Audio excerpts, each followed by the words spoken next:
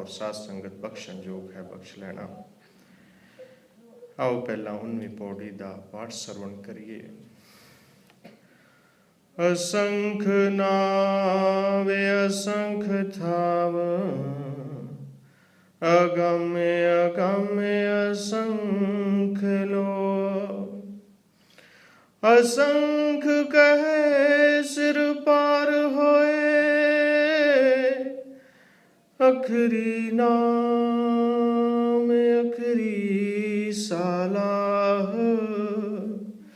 अखरी ज्ञान गीत गुण गाह, अखरी लिखण बोलण बाण। अखरां सिर संजोग वखाण, जिन ए लिखै तिस सिर नाहे। जिम फुरमाए तिम तिम पाए, जेता कीता तेता नाओ। विण नावै नाही को थाओ, कुदरत कवण कहा विचार। वारिया न जावा एक बार, जो तुद पावै साई पलीकार। तू सदा सलामत निरंकार। वाहिगुरु जी का खालसा, वाहिगुरु जी की फतेह। धन धन श्री गुरु नानक देव जी महाराज फरमा रहे हैं कि असंख नाम हैं, हर चीज़ का नाम है, हर थां है। ऐसी कोई थां नहीं जिथे गुरु साहब वो परमात्मा विराजमान नहीं है।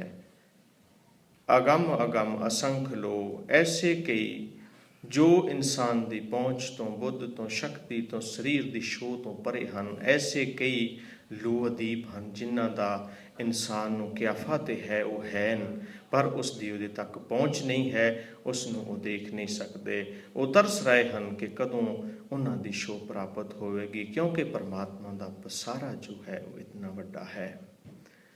गुरु साहब फरमाउंदे हैं असंख कहे सिर पार होए।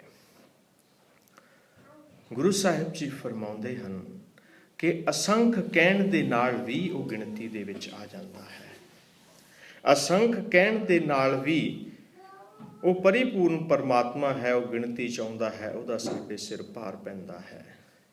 क्योंकि जो चीज़ गिणती च आ गई, जो चीज़ पकड़ च आ गई, जिस चीज़ तक इंसान की पहुँच हो गई, उत्थे इंसान कदे नतमस्तक नहीं हुंदा। इंसान नतमस्तक कित्थे हुंदा है? जो चीज़ वो बुद्धि विच लियाउणा चाहे ना आवे, जिस तक वो पहुँच करना चाहे पहुँच ना कर सके, जिस तक वो ज्ञान हासिल करना चाहे ना कर सके, जिस तक वो पहुँच ना होवे, उत्थे इंसान दा सिर झुकदा है। इसलिए गुरु साहब कहते हैं कि असंख कहण दे नाल भी जो है सिर पार चढ़ता है। इंसान कई ऐसे हैं जो कुदरत पे विश्वास नहीं करते, अपने ही आइडिए लाई जाते हैं। सूरज ऐनी दूरी ते है, चंद्रमा ऐनी दूरी ते है।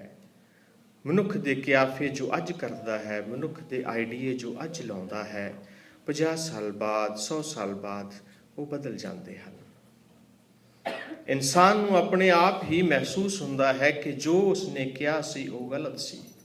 क्योंकि इंसान की करता है, इंसान अपनी एक सीमा है जो उसकी छोटी जी, उहदे विच परमात्मा नूं लियाउणा चाहुंदा है, जो कि नामुमकिन है। काफ़ी समा पहला, अज तो 50-100 साल पहला कहानियां जो सुनिया करते सी कि चंद्रमा एक ऋषि है, वो एक देवता है। उसकी गौतम दे नाल कोई नाराजगी हो गई। गौतम इशनान करके आ रहा सी, उसने परना मारिया, वो दागी हो गया। वो कोई इंद्र दी देवते की हेल्प करता है, ਉਹ ਗੁਨਾਹ ਕਰਦਾ ਹੈ ਹੈਲਪ ਦੇ ਵਿੱਚ ਜੋ ਹੈ, ਤੇ ਉਹਦਾ ਕਰਕੇ ਉਹਨੂੰ ਸਰਾਪ ਮਿਲਦਾ ਹੈ। ਔਰ ਉਹ ਗੌਤਮ ਰਿਸ਼ੀ ਜੋ ਹੈ ਉਹ ਚੰਦਰਮਾ ਤੇ ਭਰਨਾ ਮਾਰਨ ਦੇ ਨਾਲ ਉਹ ਦਾਗੀ ਹੋ ਜਾਂਦਾ। ਇਸ ਤਰ੍ਹਾਂ ਦੀਆਂ ਬਹੁਤ ਕਹਾਣੀਆਂ ਸਨ। ਸਮਾਂ ਬੀਤਿਆ, ਦੁਨੀਆ ਦੀ ਥਿਊਰੀ ਬਦਲੀ, ਦੁਨੀਆ ਦੀ ਸੋਚ ਬਦਲੀ। ਅੱਜ ਉਸੇ ਹੀ ਚੰਦਰਮਾ ਨੂੰ ਸਾਇੰਸਦਾਨ ਕਹਿ ਰਹੇ ਹਨ ਉਹ ਇੱਕ ਧਰਤੀ ਤੋਂ ਟੁੱਟਿਆ ਹੋਇਆ ਟੁਕੜਾ ਹੈ, ਉਹ ਧਰਤੀ ਦਾ ਹੀ ਇੱਕ ਹਿੱਸਾ ਹੈ। ਔਰ ਜਦ ਤੱਕ ਉਹ ਸੂਰਜ ਦੀ ਰੋਸ਼ਨੀ ਦੇ ਵਿੱਚ ਰਹਿੰਦਾ ਹੈ ਉਹ ਪ੍ਰਕਾਸ਼ਮਾਨ ਰਹਿੰਦਾ ਹੈ, ਔਰ ਜਦੋਂ ਉਹ ਓਝਲ ਹੋ ਜਾਂਦਾ ਹੈ, ਦੂਰ ਹੋ ਜਾਂਦਾ ਹੈ, ਤੇ ਉਸ ਵੇਲੇ ਉਹ ਦਿਖਾਈ ਨਹੀਂ ਦਿੰਦਾ। ਸੋਚ ਬਦਲ ਗਈ। ਉਹ ਧਰਤੀ ਦਾ ਇੱਕ ਟੁਕੜਾ ਹੈ, ਧਰਤੀ ਨੂੰ ਮਾਂ ਕਹਿੰਦੇ ਹਾਂ, ਉਸ ਨੂੰ ਚੰਦ ਮਾਮਾ ਕਹਿਣ ਲੱਗ ਗਏ। ਇਨਸਾਨ ਦੀ ਜੋ ਥਿਊਰੀ ਹੈ ਉਹ ਬਦਲੀ। ਜਿਹੜੀਆਂ ਥਿਊਰੀਆਂ ਬਦਲਦੀਆਂ ਹਨ ਉਹ ਕਿਉਂ ਬਦਲਦੀਆਂ ਹਨ? ਕਿਉਂਕਿ ਇਨਸਾਨ ਜੋ ਹੈ ਪਰਮਾਤਮਾ ਨੂੰ ਸੀਮਾ ਵਿੱਚ ਲਿਆਉਣਾ ਚਾਹੁੰਦਾ ਹੈ। ਪਰਿਪੂਰਨ ਪਰਮਾਤਮਾ ਕਹਿੰਦੇ ਹਨ, ਐ ਇਨਸਾਨ, ਤੂੰ ਆਪਣੇ ਇਹ ਕਿਆਫੇ ਜੇ ਛੱਡ ਦੇਵੇਂ, ਜੇ ਉਸ ਪਿਤਾ ਦੀ ਅਣਗਿਣਤ ਜੋ ਇਹ ਬੇਅੰਤ ਉਸਦਾ ਬ੍ਰਹਿਮੰਡ ਹੈ, ਜੇ ਉਹਦੇ ਤੇ ਛੱਡ ਦੇਵੇਂ ਤੇ ਤੈਨੂੰ ਕਿਆਫੇ ਲਾਉਣ ਦੀ ਲੋੜ ਨਹੀਂ ਹੈ। ਕਿਉਂਕਿ ਇਹ ਜੋ ਕੁਝ ਵੀ ਤੂੰ ਕਰਦਾ ਹੈ ਉਹ ਆਪਣੀ ਸੀਮਾ ਦੇ ਵਿੱਚ ਕਰਦਾ ਹੈ। ਜਿੱਥੋਂ ਤੱਕ ਤੇਰੀ ਬੁੱਧ ਕਰਦੀ ਹੈ ਉੱਥੋਂ ਤੱਕ ਤੂੰ ਉਹਨੂੰ ਪਰਮਾਤਮਾ ਦੀ ਇੱਕ ਲਾਈਨ ਖਿੱਚ ਦੇਣਾ ਹੈ। ਲੇਕਿਨ ਪਰਮਾਤਮਾ ਜੋ ਹੈ ਉਹ ਕਿਸੇ ਵੀ ਸੀਮਾ ਤੋਂ ਬਾਹਰ ਹੈ। ਉਸ ਨੂੰ ਤੂੰ ਆਪਣੀ ਬੁੱਧ ਨਾਲ, ਆਪਣੀ ਮਤ ਦੇ ਨਾਲ ਕਦੇ ਵੀ ਦੂਰ ਨਹੀਂ ਕਰ ਸਕਦਾ। ਜਿਸ ਤਰ੍ਹਾਂ ਪਿਛਲੇ ਹਫ਼ਤੇ ਦਾਸ ਨੇ ਕਿਹਾ ਸੀ ਕਿ ਲਾਲਟਾਈਨ ਦੀ ਲਾਈਟ ਜੋ ਹੈ ਉਹ ਬਹੁਤ ਘੱਟ ਹੈ, ਫਿਰ ਉਹਦੇ ਵਿੱਚ ਜਿਹੜਾ ਧੂੰਆਂ ਆ ਜਾਂਦਾ ਹੈ ਤੇ ਉਹ ਰੋਸ਼ਨੀ ਦੂਰ ਤੱਕ ਦੇਖ ਨਹੀਂ ਸਕਦੀ। ਇਸੇ ਤਰ੍ਹਾਂ ਹੀ ਇਨਸਾਨ ਨੂੰ ਜਦੋਂ ਕੋਈ ਗਿਆਨ ਮਿਲਦਾ ਹੈ ਉਹ ਉਸ ਗਿਆਨ ਦੇ ਦੀਵੇ ਦੇ ਵਿੱਚੋਂ ਜੋ ਹੰਕਾਰ ਨਿਕਲਦਾ ਹੈ ਉਹਦੇ ਧੂਏ ਨਾਲ ਹੀ ਉਹ ਕਹਿ ਦਿੰਦਾ ਹੈ ਕਿ ਮੈਂ ਪਰਿਪੂਰਨ ਪਰਮਾਤਮਾ ਨੂੰ ਪਾ ਲਿਆ ਹੈ। ਉਸ ਦੀ ਸੀਮਾ ਤੈਅ ਕਰ ਦਿੰਦਾ ਹੈ ਕਿ ਜੋ ਕੁਝ ਮੈਂ ਕਿਹਾ ਹੈ ਉਹ ਹੀ ਹੈ। ਪਰ ਇਹ ਬੰਦੇ ਉਸ ਪਰਮਾਤਮਾ ਦੀ ਸੀਮਾ ਤੈਅ ਨਾ ਕਰ, ਉਹਦੇ ਗੁਣ ਗਾ, ਪਰ ਉਹਦੇ ਗੁਣ ਗਾ, ਪਰ ਉਹਨੂੰ ਸੀਮਾ ਦੇ ਵਿੱਚ, ਆਪਣੀ ਕੈਦ ਦੇ ਵਿੱਚ, ਆਪਣੀ ਪਕੜ ਦੇ ਵਿੱਚ, ਆਪਣੇ ਅੱਖਰਾਂ ਦੇ ਵਿੱਚ ਨਾ ਲੈ ਕੇ ਆ। ਉਹ ਪਰਿਪੂਰਨ ਪਰਮਾਤਮਾ ਬੇਅੰਤ ਹੈ। ਤੇਰੀ ਇਸ ਕਹਿਣੀ ਦੇ ਨਾਲ, ਤੇਰੀ ਇਸ ਸੀਮਾ ਖਿੱਚਣ ਦੇ ਨਾਲ, ਤੇਰੀ ਇਸ ਲਕੀਰ ਖਿੱਚਣ ਦੇ ਨਾਲ ਕਿ ਪਰਮਾਤਮਾ ਐਡਾ ਹੀ ਹੈ, ਉਹ ਕੀ ਹੈ? ਤੂੰ ਪਰਮਾਤਮਾ ਨੂੰ ਛੋਟਾ ਕਰ ਰਿਹਾ ਹੈ, ਤੂੰ ਕੁਦਰਤ ਨੂੰ ਛੋਟਾ ਕਰ ਰਿਹਾ ਹੈ। ਇਸ ਕਰਕੇ ਐਸਾ ਨਾ ਕਰ। ਅਸੰਖ ਕਹੇ ਸਿਰ ਪਾਰ ਹੋਏ। ਜੋ ਅਸੀਂ ਇਸ ਤਰ੍ਹਾਂ ਦਾ ਉਸ ਪਰਮਾਤਮਾ ਦੇ ਲਈ ਆਈਡੀਆ ਲਾਉਂਦੇ ਹਾਂ ਜਾਂ ਉਸ ਦੀ ਸੀਮਾ ਕਰਦੇ ਹਾਂ ਜਾਂ ਆਪਣੇ ਹੰਕਾਰ ਦੇ ਵਿੱਚ ਅਸੀਂ ਇਹ ਕਹਿ ਦਿੰਦੇ ਹਾਂ ਕਿ ਆਹ ਪਤਾ ਹੈ ਸਾਨੂੰ ਕਿ ਪਰਮਾਤਮਾ ਕੀ ਹੈ, ਇਹ ਬੰਦੇ ਤੂੰ ਇਹ ਨਾ ਕਰ। ਉਹ ਪਰਿਪੂਰਨ ਪਰਮਾਤਮਾ ਕਿਸੇ ਸੀਮਾ ਦੇ ਵਿੱਚ ਨਹੀਂ ਆਉਂਦਾ। ਗੁਰੂ ਸਾਹਿਬ ਦਾ ਅੱਗੇ ਫਰਮਾਨ ਹੈ, ਅਖਰੀ ਨਾਮ ਅਖਰੀ ਸਲਾਹ। ਦੋ ਹੀ ਤਰ੍ਹਾਂ ਦੀ ਸਿਫਤ ਹੈ। ਜੇ ਉਸ ਪਰਮਾਤਮਾ ਦੀ ਸਿਫਤ ਸਲਾਹ ਕਰਨੀ ਹੈ, ਕਿਸ ਤਰ੍ਹਾਂ ਕਰਾਂਗੇ? ਅੱਖਰ ਹੀ ਤਾਂ ਹਨ। ਜੋ ਦਾਸ ਇੱਥੇ ਬੋਲ ਰਿਹਾ ਹੈ ਉਹ ਅੱਖਰਾਂ ਦਾ ਹੀ ਸੰਗ੍ਰਹਿ ਹੈ। ਜੋ ਆਪ ਦੀ ਸਰੋਤ ਤੱਕ ਪਹੁੰਚ ਰਿਹਾ ਹੈ ਉਹ ਅੱਖਰਾਂ ਦਾ ਹੀ ਸੰਗ੍ਰਹਿ ਹੈ। ਜੋ ਬੋਲੇ ਜਾ ਰਹੇ ਹਨ ਉਹ ਵੀ ਅੱਖਰ ਹਨ, ਜੋ ਸੁਣੇ ਜਾ ਰਹੇ ਹਨ ਉਹ ਵੀ ਅੱਖਰ ਹਨ। ਪਰ ਅਕਾਲ ਪੁਰਖ ਜੋ ਹੈ ਉਹ ਅੱਖਰਾਂ ਦੀ ਸੀਮਾ ਤੋਂ ਬਾਹਰ ਹੈ। ਪਰ ਇਸ ਦਾ ਮਤਲਬ ਇਹ ਨਹੀਂ ਜੇ ਤੂੰ ਉਸ ਦੀ ਸਿਫਤ ਸਲਾਹ ਕਰਨੀ ਹੈ, ਅੱਖਰਾਂ ਦੇ ਨਾਲ ਕਰਨੀ ਹੈ, ਤਾਂ ਉਸ ਨੂੰ ਛੱਡ ਦੇ। ਜੋ ਵੇਦ ਲਿਖੇ ਗਏ ਹਨ, ਗ੍ਰੰਥ ਲਿਖੇ ਗਏ ਹਨ, ਉਹ ਸਾਰੇ ਜੋ ਕੀ ਹਨ, ਅੱਖਰਾਂ ਦੇ ਨਾਲ ਹੀ ਲਿਖੇ ਗਏ ਹਨ, ਅੱਖਰਾਂ ਦੇ ਨਾਲ ਹੀ ਸੰਜੋਏ ਗਏ ਹਨ। ਅੱਖਰਾਂ ਦਾ ਹੀ ਗਿਆਨ ਹੈ। ਤੂੰ ਉਹਦੇ ਗਿਆਨ ਨੂੰ ਲਿਖ, ਉਹਦੇ ਗਿਆਨ ਨੂੰ ਬੋਲ, ਛੱਡ ਨਹੀਂ। ਪਰ ਉਸ ਨੂੰ ਆਪਣੇ ਗਿਆਨ ਦੇ ਵਿੱਚ ਨਾ ਲਿਆ, ਉਸ ਨੂੰ ਆਪਣੀ ਉਹ ਜੋ ਅੱਖਰਾਂ ਦੀ ਤੇਰੀ ਸੀਮਾ ਹੈ ਉਹਦੇ ਵਿੱਚ ਕਦੇ ਵੀ ਨਾ ਲੈ ਕੇ ਆ। ਇਹ ਫੈਸਲਾ ਨਾ ਕਰੀਂ। ਜੇ ਤੂੰ ਫੈਸਲਾ ਕਰੇਗਾ ਕਿ ਪਰਮਾਤਮਾ ਇਤਨਾ ਹੀ ਹੈ ਜਾਂ ਜੋ ਕੁਛ ਮੈਂ ਕਹਿ ਦਿੱਤਾ ਹੈ, ਜੋ ਕੁਛ ਉਸ ਪਰਿਪੂਰਨ ਪਰਮਾਤਮਾ ਦੇ ਬਾਰੇ ਕਿਹਾ ਹੈ ਉਹ ਪੂਰਨ ਹੈ, ਮੈਂ ਉਸ ਨੂੰ ਜਾਣ ਲਿਆ ਹੈ, ਮੈਂ ਉਸ ਨੂੰ ਪਾ ਲਿਆ ਹੈ, ਕਹਿੰਦੇ ਇਹ ਫੈਸਲਾ ਨਾ ਕਰੀਂ। ਇੱਥੇ ਤੂੰ ਗਲਤ ਹੋਵੇਂਗਾ, ਕਿਉਂਕਿ ਉਹ ਪਰਿਪੂਰਨ ਪਰਮਾਤਮਾ ਕਿਸੇ ਵੀ ਅੱਖਰਾਂ ਦੇ ਵਿੱਚ ਨਹੀਂ ਆਉਂਦਾ। ਗੁਰੂ ਸਾਹਿਬ ਦਾ ਜਵਾਬ ਹੈ ਗੁਰਬਾਣੀ ਦੇ ਵਿੱਚ, ਮਹਿਮਾ ਨਾ ਜਾਣੇ ਵੇਦ, ਬ੍ਰਹਮਾ ਨਾ ਜਾਣੇ ਭੇਦ, ਅਵਤਾਰ ਨਾ ਜਾਣੇ ਅੰਤ, ਪਰਮੇਸ਼ਰ ਪਾਰ ਬ੍ਰਹਮ ਬੇਅੰਤ। ਉਹ ਜੋ ਪਰਿਪੂਰਨ ਪਰਮਾਤਮਾ ਹੈ ਉਹ ਤੇ ਬੇਅੰਤ ਹੈ। ਲਿਖਣ ਵਾਲਾ ਲਿਖੇ, ਉਹਦੀ ਜਿੰਨੀ ਪਹੁੰਚ ਹੈ वो लिखे। गुनाह नहीं है, पर गुरु बारे फैसला करना है जो है वो गुनाह है। ये ना कहे कि यही मेरा आखिरी फैसला है। अखरां तो बिना संसार नहीं है, क्योंकि संसार जो है वो अखरां ते ही चलता है। दुनिया की हर चीज़, हर नाम, हर थाम, ये ब्रह्मंड की हर एक चीज़ है वो नाम ते थाम की गुलाम है, और नाम ते थाम जो अखरां के मुहताज हैं। अगर इंसान की जिंदगी दे विचों अखर कढ़ दईए तो उस दे विच ते पशु दे विच कोई फर्क नहीं रह जाता, क्योंकि अखरां दा ही ते आदान प्रदान है। ਸਰੋਤਿਆਂ ਦਾ ਤੇ ਕਹਿਣ ਵਾਲੇ ਦਾ ਸੰਬੰਧ ਕਾਹਦੇ ਨਾਲ ਜੁੜਦਾ ਹੈ? ਅੱਖਰਾਂ ਦੇ ਨਾਲ ਹੀ ਹੈ। ਅੱਖਰੀ ਨਾਮ, ਅੱਖਰੀ ਸਲਾਹ। ਜੇ ਅਸੀਂ ਕਿਸੇ ਬੱਚੇ ਨੂੰ ਇੱਕ ਕਮਰੇ ਦੇ ਵਿੱਚ ਜਾਂ ਭੋਰੇ ਦੇ ਵਿੱਚ ਬੰਦ ਕਰ ਦਈਏ, ਉਸ ਨੂੰ 10-11 ਸਾਲ ਨਾ ਕੱਢੀਏ, ਬਾਅਦ ਦੇ ਵਿੱਚ ਉਸ ਨੂੰ ਬਾਹਰ ਕੱਢ ਕੇ ਦੇਖੋ, ਉਹ ਨਾ ਤੇ ਕੋਈ ਸ਼ਬਦ ਬੋਲ ਸਕੇਗਾ ਔਰ ਨਾ ਹੀ ਕੋਈ ਸ਼ਬਦ ਸੁਣ ਸਕੇਗਾ। ਇਹ ਅੱਖਰਾਂ ਦੀ ਜੋ ਦੁਨੀਆ ਹੈ, ਜੇ ਇਹ ਜੋ ਅੱਖਰ ਹਨ, ਇਹ ਸਾਨੂੰ ਪਰਮਾਤਮਾ ਦੇ ਨਾਲ ਵੀ ਜੋੜਦੇ ਹਨ, ਸਾਨੂੰ ਸੰਸਾਰ ਦੇ ਨਾਲ ਵੀ ਜੋੜਦੇ ਹਨ। ਅਸੀਂ ਵਿਚਾਰਾਂ ਦਾ ਆਦਾਨ ਪ੍ਰਦਾਨ ਕਰਦੇ ਹਾਂ, ਅਸੀਂ ਗਿਆਨ ਲੈਂਦੇ ਹਾਂ। ਜੋ ਵੀ ਕੁਝ ਹੈ ਉਹ ਅੱਖਰਾਂ ਦੇ ਮੁਹਤਾਜ ਹੈ। ਧਰਮ ਦੇ ਵਿੱਚ, ਅਧਰਮ ਦੇ ਵਿੱਚ ਜੋ ਕੁਝ ਵੀ ਹੋ ਰਿਹਾ ਹੈ ਉਹ ਸਭ ਅੱਖਰਾਂ ਦਾ ਗੁਲਾਮ ਹੈ। ਅੱਖਰੀ ਨਾਮ, ਅੱਖਰੀ ਸਲਾਹ, ਅੱਖਰੀ ਗਿਆਨ, ਗੀਤ ਗੁਣ ਗਾ। ਗਿਆਨ, ਅੱਖਰਾਂ ਦਾ ਗਿਆਨ 3 ਤਰ੍ਹਾਂ ਦੇ ਗਿਆਨ ਹਨ। प्राकृतिक ज्ञान है, कला का ज्ञान है, धर्म का ज्ञान है। गुरु साहब जी फरमाते हैं, जो प्राकृतिक ज्ञान है ਉਹਦੇ ਵਿੱਚ ਕੀ, ਉਹਦੇ 'ਚ ਸਾਇੰਸਦਾਨ ਆਉਂਦੇ ਹਨ ਜੋ ਖੋਜ ਕਰਦੇ ਹਨ, ਜੋ ਕਿਸੇ ਵੀ ਚੀਜ਼ ਦੀ ਡੂੰਘਾਈ ਵਿੱਚ ਪਹੁੰਚਦੇ ਹਨ, ਹਰ ਚੀਜ਼ ਨੂੰ ਡੂੰਘਾਈ ਨਾਲ ਦੇਖ ਕੇ ਉਸ ਦੀ ਖੋਜ ਕਰਦੇ ਹਨ। ਪਰ ਉਹ ਸਾਇੰਸਦਾਨ ਜੋ ਉਸ ਦੀ ਖੋਜ ਕਰਦਾ ਹੈ, ਜੋ ਇੱਕ ਰੇਤ ਦੇ ਕਣ ਨੂੰ ਦੇਖਦਾ ਹੈ, ਇੱਕ ਸੰਗੀਤਕਾਰ ਦੇਖਦਾ ਹੈ ਹੋਰ ਢੰਗ ਨਾਲ ਦੇਖਦਾ ਹੈ, ਇੱਕ ਸਾਇੰਸਦਾਨ ਦੇਖਦਾ ਹੈ ਹੋਰ ਢੰਗ ਨਾਲ ਦੇਖਦਾ ਹੈ। ਪਰ ਇਹਦੇ ਵਿੱਚ ਅੰਤਰ ਕੀ ਹੈ? ਜਿਹੜਾ ਸਾਇੰਸਦਾਨ ਹੈ ਉਹ ਆਪਣੇ ਖੋਜ ਦੇ ਵਿੱਚ ਨਿਪੁੰਨ ਹੈ, ਹਰ ਚੀਜ਼ ਨੂੰ ਉਸ ਤਰ੍ਹਾਂ ਨਾਲ ਦੇਖਦਾ ਹੈ, ਪਰ ਕੀ ਉਹ ਕਲਾ ਦੇ ਗਿਆਨ ਦੇ ਵਿੱਚ ਵੀ ਉਨਾ ਹੀ ਮਾਹਰ ਹੋਵੇਗਾ? ਗੁਰੂ ਸਵਾਰਿਓ ਨਹੀਂ। ਪ੍ਰਾਕਿਰਤਿਕ ਗਿਆਨ ਜੋ ਹੈ ਜਾਂ ਕੋਈ ਵੀ ਜੋ ਗਿਆਨ ਹੈ ਉਹ ਜਿਸ ਚੀਜ਼ ਦੇ ਵਿੱਚ ਨਿਪੁੰਨ ਹੋਵੇਗਾ, ਜੇ ਸਾਇੰਸਦਾਨ ਆਪਣੀ ਖੋਜ ਦੇ ਵਿੱਚ ਨਿਪੁੰਨ ਹੈ ਤੇ ਉਹ ਸੰਗੀਤ ਦੇ ਵਿੱਚ ਉਤਨਾ ਹੀ ਅਣਜਾਣ ਹੋਵੇਗਾ, ਕਿਉਂਕਿ ਉਸ ਦੇ ਜੋ ਦੇਖਣ ਦਾ ਢੰਗ ਹੈ, ਸੋਚਣ ਦਾ ਢੰਗ ਹੋਰ ਹੈ। ਜੋ ਕਲਾ ਹੈ, ਜੋ ਸੰਗੀਤ ਹੈ, ਉਹ ਪ੍ਰੇਮ ਦੀ ਇੱਕ ਭਾਸ਼ਾ ਹੈ। ਜੋ ਸਾਇੰਸਦਾਨ ਹੈ ਉਹਦੇ ਹਿਰਦੇ 'ਚ ਖੋਜ ਤਾਂ ਹੁੰਦੀ ਹੈ, ਪਿਆਰ ਨਹੀਂ ਹੁੰਦਾ। ਜੇ ਕਲਾ ਨੂੰ ਪਾਉਣਾ ਹੈ, ਜੋ ਕਲਾਕਾਰ ਹੈ ਉਹ ਹਿਰਦੇ ਦੀ ਡੂੰਘਾਈ ਨੂੰ ਦੇਖਦਾ ਹੈ। ਸਾਇੰਸਦਾਨ ਪਦਾਰਥ ਦੀ ਡੂੰਘਾਈ ਨੂੰ ਦੇਖਦਾ ਹੈ, ਔਰ ਜਿਹੜਾ ਕਲਾਕਾਰ ਹੈ ਉਹ ਹਿਰਦੇ ਦੀ ਡੂੰਘਾਈ ਨੂੰ ਦੇਖਦਾ ਹੈ, ਉਹ ਹਿਰਦੇ ਦੇ ਪ੍ਰੇਮ ਨੂੰ ਦੇਖਦਾ ਹੈ। ਔਰ ਜੋ ਕਲਾਕਾਰ ਹੈ, ਜੋ ਗੀਤ ਗਾਉਂਦਾ ਹੈ, ਜੋ ਉਸ ਦੀ ਸਿਫਤ ਸਲਾਹ ਕਰਦਾ ਹੈ, ਉਹ ਜੋ ਹੈ ਉਹ ਹਿਰਦੇ ਦੀ ਡੂੰਘਾਈ ਨੂੰ ਦੇਖ ਕੇ ਉਹ ਉਹਦੀ ਕਲਾ ਦੇ ਵਿੱਚ ਮਾਹਿਰ ਹੋ ਜਾਂਦਾ ਹੈ। ਪਰ ਉਹ ਸਾਇੰਸਦਾਨ ਦੇ ਤਰ੍ਹਾਂ ਖੋਜ ਦੇ ਵਿੱਚ ਨਿਪੁੰਨ ਨਹੀਂ ਹੈ। ਅਸੀਂ ਜੀਵਨ ਦੇ ਵਿੱਚ ਜਿਸ ਵੀ ਕਲਾ ਦੇ ਵਿੱਚ ਨਿਪੁੰਨ ਹਾਂ, ਦੂਸਰੇ ਪਾਸੇ ਦੂਸਰੀ ਕਲਾ ਦੇ ਵਿੱਚ ਅਸੀਂ ਉਤਨੇ ਹੀ ਅਣਜਾਣ ਹੁੰਦੇ ਹਾਂ। ਤੀਸਰਾ ਗਿਆਨ ਹੈ ਧਰਮ ਦਾ ਗਿਆਨ।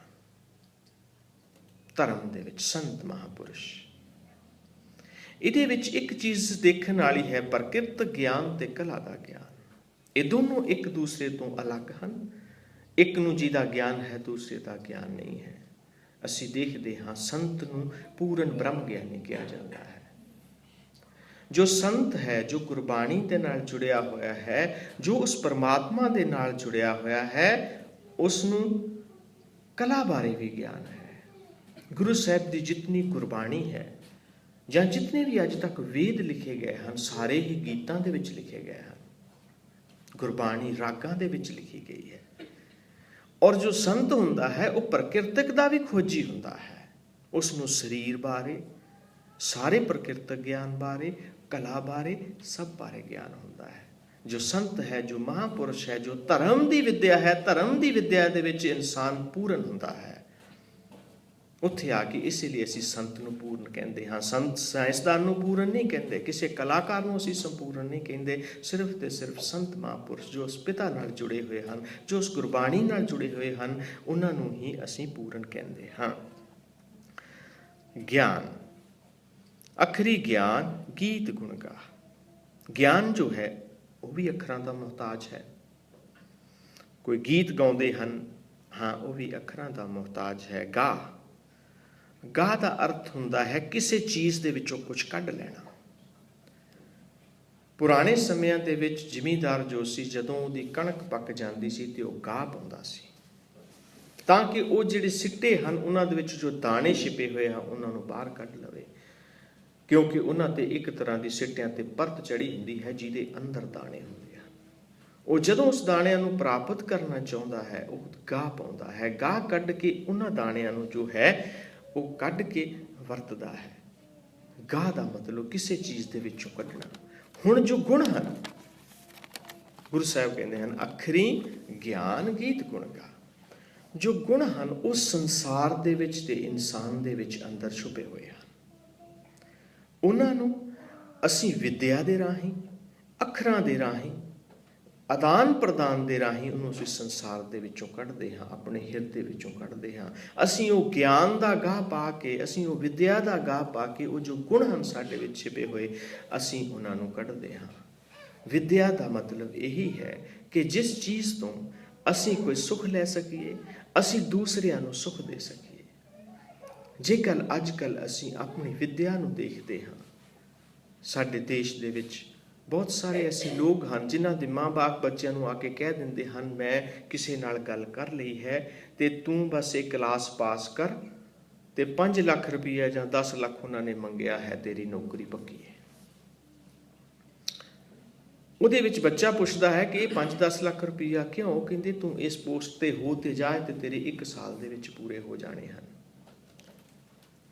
ਉਹ ਜੋ ਚੀਜ਼ ਹੈ ਉਹ ਚਲਦੀ ਹੈ। ਵਿਦਿਆ ਦਾ ਮਤਲਬ ਸੀ ਆਪ ਸੁੱਖ ਲੈਣਾ, ਆਪਣੇ ਜੀਵਨ ਦੇ ਨਿਰਬਾਹ ਨੂੰ ਕਰਨਾ ਤੇ ਦੂਸਰਿਆਂ ਨੂੰ ਸੁੱਖ ਦੇਣਾ।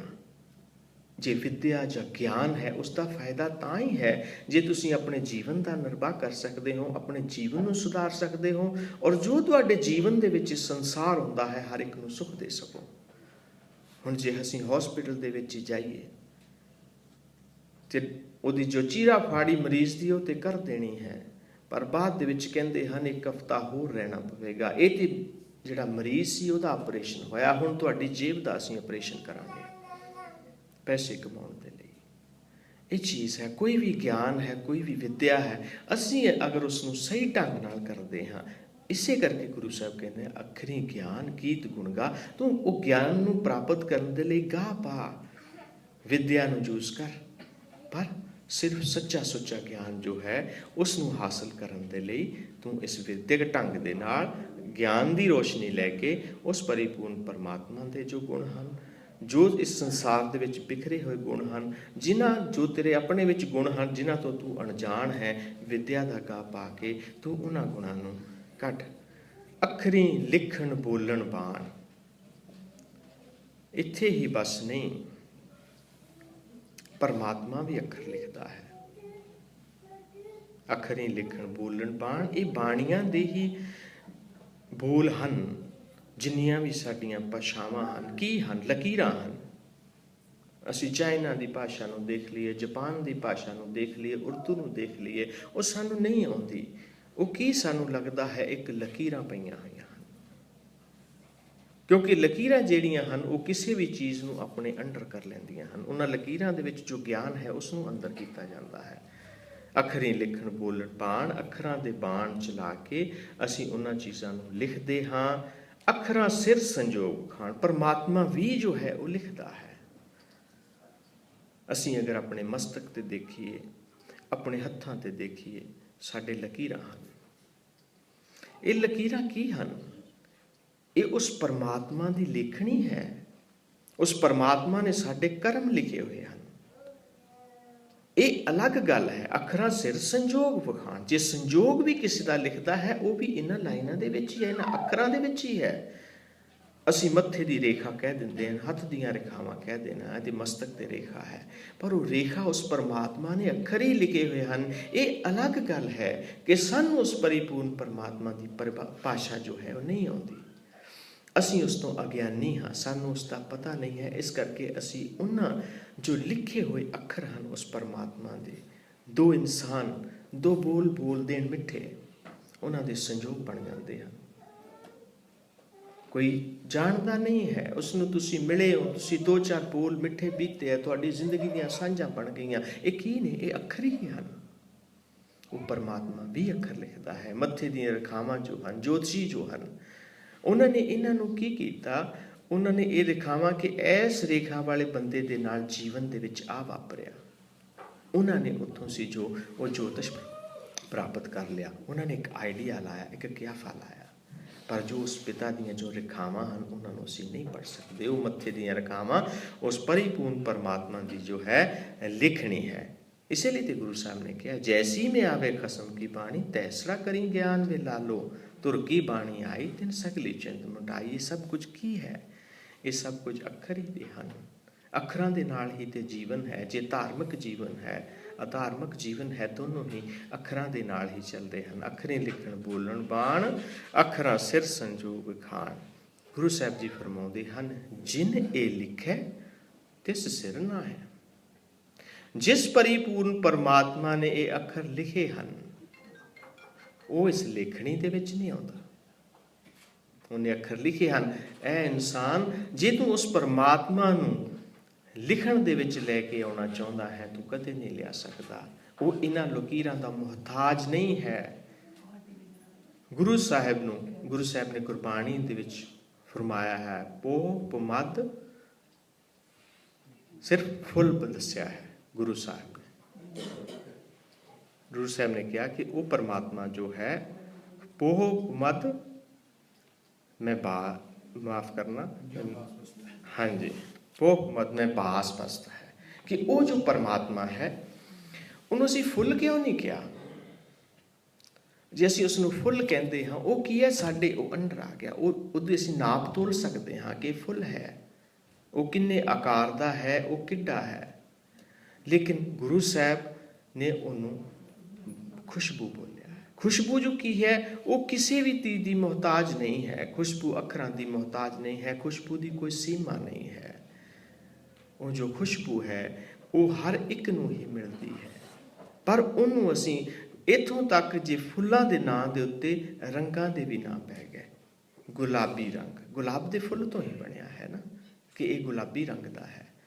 ਉਹ ਜੋ ਪਰਮਾਤਮਾ ਹੈ, ਉਹ ਜੋ ਹੈ ਉਹ ਖੁਸ਼ਬੂ ਹੈ, ਉਹ ਫੁੱਲ ਨਹੀਂ ਹੈ। ਉਹ ਕਿਸੇ ਵੀ ਲੇਖ ਦੇ ਵਿੱਚ ਨਹੀਂ ਆਉਂਦਾ। ਕੁਦਰਤ ਤੇ ਬ੍ਰਹਿਮੰਡ ਦੇ ਵਿੱਚ ਜੋ ਕੁਝ ਵੀ ਆਉਂਦਾ ਹੈ ਉਹ ਅੱਖਰਾਂ ਦਾ ਮੁਹਤਾਜ ਹੈ। ਅੱਖਰਾਂ ਦੇ ਘੇਰੇ ਵਿੱਚ ਲਿਆ ਸਕਦਾ ਹੈ, ਰੱਬ ਨੂੰ ਅੱਖਰਾਂ ਦੇ ਘੇਰੇ ਵਿੱਚ ਨਹੀਂ ਲਿਆ ਜਾ ਸਕਦਾ। ਬਾਣੀ ਵਿੱਚ ਇੱਕ ਹੋਰ ਥਾਂ ਫਰਮਾਇਆ ਹੈ, ਦ੍ਰਿਸ਼ਟਮਾਨ ਅੱਖਰ ਹੈ ਜੇਤਾ। ਇਹ ਜੋ ਦ੍ਰਿਸ਼ਟਮਾਨ ਅੱਖਰ ਹੈ, ਜੋ ਰੇਖਾ ਸਾਨੂੰ ਦਿਸਦੀਆਂ ਹਨ, ਜੋ ਲਿਖੇ ਹੋਏ ਅੱਖਰ ਸਾਨੂੰ ਦਿਸਦੇ ਹਨ, ਇਹ ਸਾਰਾ ਕੁਝ ਜੋ ਹੈ ਇਹ ਪਰਮਾਤਮਾ ਇਹਨਾਂ ਚੀਜ਼ਾਂ ਤੋਂ ਨਿਰਲੇਪ ਹੈ। ਉਹ ਇਹਦੇ ਵਿੱਚ ਨਹੀਂ ਆਉਂਦਾ। ਉਹ ਪਰਮਾਤਮਾ ਇਹ ਦ੍ਰਿਸ਼ਟਮਾਨ ਅੱਖਰਾਂ ਦੇ ਵਿੱਚ ਨਹੀਂ ਆਉਂਦਾ। ਔਰ ਕੋਈ ਵੀ ਐਸਾ ਅੱਖਰ ਨਹੀਂ ਹੈ ਜੋ ਉਸ ਪਰਮਾਤਮਾ ਨੂੰ ਆਪਣੀ ਰੂਪ ਰੇਖਾ ਦੇ ਵਿੱਚ ਖਿੱਚ ਸਕੇ। ਉਹ ਪਰਿਪੂਰਨ ਪਰਮਾਤਮਾ ਜਿਸ ਤਰ੍ਹਾਂ ਫੁੱਲ ਦੀ ਉਦਾਹਰਣ ਹੈ। ਹੁਣ ਫੁੱਲ ਦੇ ਵਿੱਚੋਂ ਖੁਸ਼ਬੂ ਮਿਲ ਸਕਦੀ ਹੈ ਇਸ ਸੰਸਾਰ ਦੇ ਵਿੱਚੋਂ, ਪਰ ਉਹ ਖੁਸ਼ਬੂ ਫੁੱਲ ਨਹੀਂ ਹੈ। ਖੁਸ਼ਬੂ ਫੁੱਲ ਦੇ ਵਿੱਚੋਂ ਮਿਲੀ, ਪਰ ਉਹ ਖੁਸ਼ਬੂ ਜੋ ਹੈ ਫੁੱਲ ਦੇ ਵਿੱਚ ਹੈ। ਜੇ ਜਿਹੜਾ ਸੰਸਾਰ ਹੈ ਇਹਦੇ ਵਿੱਚੋਂ ਪਰਮਾਤਮਾ ਨੂੰ ਪਾਇਆ ਜਾ ਸਕਦਾ ਹੈ, ਪਰ ਸੰਸਾਰ ਪਰਮਾਤਮਾ ਨਹੀਂ ਹੈ, ਕਿਉਂਕਿ ਉਹ ਅਦ੍ਰਿਸ਼ਟ ਹੈ। ਉਹ ਕਿਸੇ ਵੀ ਲੇਖਣੀ, ਉਹ ਕਿਸੇ ਵੀ ਸੀਮਾ ਦੇ ਵਿੱਚ ਨਹੀਂ ਆਉਂਦਾ। ਇਸ ਲਈ ਤਾਂ ਕਿਹਾ ਹੈ, ਦੁਨੀਆ ਮੁਕਾਮੇ ਫਾਨੀ, ਪਰ ਉਹ ਫਾਨੀ ਨਹੀਂ ਹੈ, ਉਹ ਆਉਣ ਜਾਣ ਵਾਲਾ ਨਹੀਂ ਹੈ, ਉਹ ਹਮੇਸ਼ਾ ਹੈ। ਇਸ ਲਈ ਉਹ ਪਰਮਾਤਮਾ ਨੂੰ ਇਹ ਬੰਦੇ, ਤੂੰ ਆਪਣੀ ਮੱਤ ਦੇ ਨਾਲ ਉਸ ਪਰਮਾਤਮਾ ਨੂੰ ਆਪਣੀ ਲੇਖਣੀ ਦੇ ਵਿੱਚ, ਆਪਣੀ ਸੀਮਾ ਦੇ ਵਿੱਚ ਲਿਆਉਣ ਦੀ ਕੋਸ਼ਿਸ਼ ਨਾ ਕਰ। ਜਿਵ ਫਰਮਾਏ ਤਿਵ ਤੇ ਪਾਹੈ। ਉਹ ਜੋ ਕੁਝ ਵੀ ਫਰਮਾਉਂਦਾ ਹੈ ਉਹਦੀ ਸ਼ਕਤੀ ਹੈ। ਇਹ ਜੋ ਬ੍ਰਹਿਮੰਡ, ਇਹ ਖੰਡ, ਇਹ ਸਾਰੀ ਉਹਦੀ ਸ਼ਕਤੀ ਹੈ। ਜਿਸ ਤਰ੍ਹਾਂ ਫਰਮਾਉਂਦਾ ਹੈ ਉਹ ਸਾਰੀ ਹੀ ਉਸਦੀ ਸ਼ਕਤੀ ਹੈ। ਜੇਤਾ ਕੀਤਾ ਤੇਤਾ ਨਾਉ। ਹੁਣ ਪਰਮਾਤਮਾ ਦੇ ਇਤਨੇ ਨਾਮ ਪੈਣ ਦਾ ਇਹ ਹੀ ਕਾਰਨ ਹੈ ਕਿ ਉਹ ਜਿਸ ਜਿਸ ਤਰ੍ਹਾਂ ਦਾ ਕਰਮ ਕਰਦਾ ਗਿਆ, ਉਸੇ ਤਰ੍ਹਾਂ ਦੇ ਕਰਮ ਦੇ ਨਾਲ ਉਸ ਪਰਮਾਤਮਾ ਦਾ ਨਾਮ ਪੈਂਦਾ ਗਿਆ। ਵਿਣ ਨਾਵੈ ਨਾਹੀ ਕੋ ਥਾਂ। ਉਹਦੇ ਤੋਂ ਬਿਨਾਂ ਕੋਈ ਐਸੀ ਜਗ੍ਹਾ, ਕੋਈ ਐਸਾ ਥਾਂ, ਕੋਈ ਐਸਾ ਰੇਤ ਦਾ ਕਿਣਕਾ ਜਿੱਥੇ ਉਹ ਪਾਰ ਬ੍ਰਹਮ ਨਹੀਂ ਹੈ, ਉਹ ਪਰਮਾਤਮਾ ਨਹੀਂ ਹੈ, ऐसा कोई था नहीं। विण नावै नाहि को था। जानू नहीं पावै कमन बातां मन खोज मार्ग। ਇਹਦੇ ਵਿੱਚ ਗੁਰੂ ਸਾਹਿਬ ਨੇ ਬਹੁਤ ਵੱਡਾ ਲਿਖਿਆ ਹੈ, ਕਾਫੀ ਲਾਈਨ ਲਿਖੀ ਹੋਈ। ਧਿਆਨੀ ਧਿਆਨ ਲਾਵੇ, ਗਿਆਨੀ ਗਿਆਨ ਕਮਾਵੇ। ਆਖਰ ਦੇ ਕਹਿੰਦੇ ਹਨ, ਘਟ ਨਾ ਕਿਨਹੀ ਕਹਾਇਆ, ਸਭ ਕਰਤੇ ਹੈ ਪਾਇਆ। ਹਰ ਇਨਸਾਨ ਜੋ ਉਸ ਪਰਿਪੂਰਨ ਪਰਮਾਤਮਾ ਨੂੰ ਕਹਿ ਦਿੰਦਾ ਹੈ ਕਿ ਜੋ ਕੁਛ ਹੈ ਉਹ ਪਰਮਾਤਮਾ ਮੈਂ ਜਾਣ ਲਿਆ ਹੈ, ਮੈਨੂੰ ਸਭ ਉਹਦੇ ਬਾਰੇ ਪਤਾ ਹੈ। ਹਰ ਕੋਈ ਆਪਣੇ ਆਪ ਦੇ ਵਿੱਚ ਪੂਰਨ ਬਣਿਆ ਫਿਰਦਾ, ਸਭ ਕੋ ਪੂਰਾ ਆਪੇ ਹੋਵੇ, ਘਟ ਨਾ ਕੋਈ ਆਖੇ। ਕੋਈ ਵੀ ਇਹ ਨਹੀਂ ਕਹਿੰਦਾ ਕਿ ਮੈਂ ਘੱਟ ਹਾਂ। ਹਰ ਇੱਕ ਬੰਦਾ ਆਪਣੇ ਆਪ ਦੇ ਵਿੱਚ ਸੰਪੂਰਨ ਬਣਿਆ ਫਿਰਦਾ ਹੈ। ਉਸ ਪਰਮਾਤਮਾ ਦੀ ਸੋਚਣੀ ਲੇਖਣੀ ਦੇ ਵਿੱਚ ਵੀ ਆਪਣੇ ਆਪ ਨੂੰ ਉਹ ਪੂਰਾ ਕਹਿੰਦਾ ਹੈ। ਜੋਗ ਕਹੇ ਜੋਗ ਫਲ ਮੀਠਾ, ਅਵਰ ਨਾ ਦੂਜਾ ਭਾਈ। ਜੋਗੀ ਵੀ ਕਹਿੰਦੇ ਹਨ ਕਿ ਜੋਗ ਜੋ ਹੈ ਇਹੀ ਸਭ ਕੁਛ ਹੈ, ਹੋਰ ਕੋਈ ਚੀਜ਼ ਨਹੀਂ ਹੈ, ਦੂਜਾ ਕੋਈ ਨਹੀਂ ਹੈ। ਅੱਖਰਾਂ ਨਾਲ ਹੀ ਸਿਫਤ ਹੈ, ਅੱਖਰਾਂ ਦੇ ਨਾਲ ਹੀ ਉਹ ਸੰਸਾਰ ਦੇ ਨਾਲ ਸਿਫਤ ਦੀ ਗੰਢ ਪਵੇ। ਸੰਸਾਰ, ਇਸ ਸੰਸਾਰ ਦੇ ਨਾਲ ਵੀ ਸਿਫਤ ਦੇ ਨਾਲ ਹੀ ਗੰਢ ਪੈਂਦੀ ਹੈ। ਇਹ ਇਨਸਾਨ ਤੂੰ ਉਸ ਪਿਤਾ ਦੇ ਕੀਤੀ ਹੋਈ ਸਾਰੀ ਬ੍ਰਹਿਮੰਡ ਦੀ ਰਚਨਾ ਦੇ ਆਲੇ ਦੁਆਲੇ, ਉਹਦੀ ਰਚਨਾ ਦੇ ਆਲੇ ਦੁਆਲੇ ਚੱਕਰ ਨਾ ਕੱਢੀ ਜਾ। ਤੂੰ ਉਹਦੀ ਸਿਫਤ ਸਲਾਹ ਕਰ ਤਾਂ ਕਿ ਤੇਰੀ ਉਸ ਕਰਨਹਾਰ ਦੇ ਨਾਲ ਜਿਹੜੀ ਹੈ ਉਹ ਗੰਢ ਪੈ ਜਾਵੇ। ਇਸੇ ਲਈ ਕਬੀਰ ਸਾਹਿਬ ਨੇ ਜੀ ਨੇ ਕਿਹਾ, ਉਹ ਜੋ ਦਿਸੇ ਅੰਬਰ ਤਾਰੇ, ਕਿਨ ਉਹ ਜੀਤੇ ਚੇਤਨ ਹਾਰੇ। ਕਿ ਇਹ ਇਨਸਾਨ ਤੂੰ ਚੀਜ਼ਾਂ ਨੂੰ ਲੱਭਦਾ ਹੈ, ਚੰਦਰਮਾ ਨੂੰ, ਸੂਰਜ ਨੂੰ, ਸਭ ਚੀਜ਼ਾਂ ਨੂੰ ਲੱਭਦਾ ਹੈ, ਪਰ ਮੈਂ ਉਸ ਨੂੰ ਲੱਭ ਰਿਹਾ ਹਾਂ ਜੋ ਉਹ ਪਰਿਪੂਰਨ ਪਰਮਾਤਮਾ ਹੈ, ਜਿਸ ਨੇ ਇਸ ਨੂੰ ਬਣਾਇਆ ਹੈ। ਕੁਦਰਤ ਕਵਣ ਕਹਾਂ ਵਿਚਾਰ। ਗੁਰੂ ਸਾਹਿਬ ਜੀ ਫਰਮਾਉਂਦੇ ਹਨ, ਮੇਰੀ ਕੀ ਸਮਰੱਥਾ ਹੈ ਕਿ ਮੈਂ ਤੇਰੀ ਕੁਦਰਤ ਦੇ ਬਾਰੇ ਦੇ ਵਿੱਚ ਕਹਿ ਸਕਾਂ। ਤੂੰ ਇਤਨਾ ਸਮਰੱਥ ਹੈ, ਤੂੰ ਇਤਨਾ ਵੱਡਾ ਹੈ ਕਿ ਤੇਰੀ ਕਹਿਣ ਦੀ ਸਮਰੱਥਾ ਮੇਰੇ ਕੋਲ ਨਹੀਂ ਹੈ। ਮੈਂ ਤੇ ਕੁਝ ਨਹੀਂ ਕਹਿ ਸਕਦਾ। ਕੁਦਰਤ ਕਵਣ ਕਹਾਂ ਵਿਚਾਰ, ਵਾਰਿਆ ਨਾ ਜਾਵਾਂ ਇੱਕ ਵਾਰ। ਮੇਰੀ ਤੇ ਇੰਨੀ ਵੀ ਸਮਰੱਥਾ ਨਹੀਂ ਕਿ ਮੈਂ ਤੇਰੇ ਤੋਂ ਇੱਕ ਵਾਰ ਵਾਰਿਆ ਜਾਵਾਂ। ਜੋ ਤੁਧ ਭਾਵੈ ਸਾਈ ਭਲੀ ਕਾਰ। ਇਹ ਪਰਿਪੂਰਨ ਪਰਮਾਤਮਾ ਜੋ ਵੀ ਤੂੰ ਕਰ ਰਿਹਾ ਹੈ ਉਹ ਸਭ ਭਲਾ ਹੈ, ਉਹ ਤੇਰੀ ਭਲੀ ਕਾਰ ਹੈ। ਤੂੰ ਸਦਾ ਸਲਾਮਤ ਨਾ ਕਰ। ਇਹ ਸਦੀਵੀ, ਇਹ ਚਿਰੰਜੀਵੀ, ਇਹ ਹਮੇਸ਼ਾ ਰਹਿਣ ਵਾਲੇ ਪਰਮਾਤਮਾ, ਤੂੰ ਨਿਰੰਕਾਰ ਹੈ, ਤੂੰ ਆਕਾਰ ਤੋਂ